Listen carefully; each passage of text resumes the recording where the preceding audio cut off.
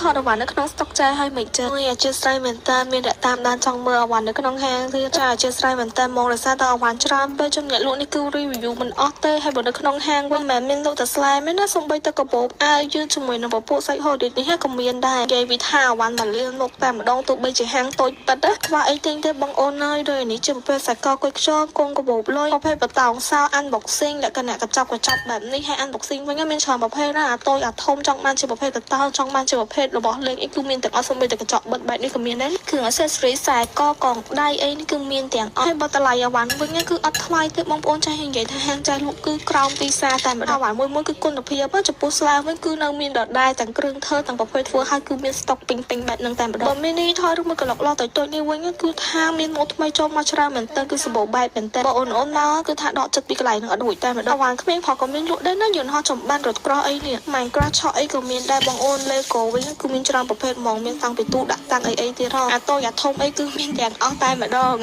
ដោយអានេះវិញគឺឈុតត្រាំងបាតវត្តអូយខ្ជូតមែនតើហាង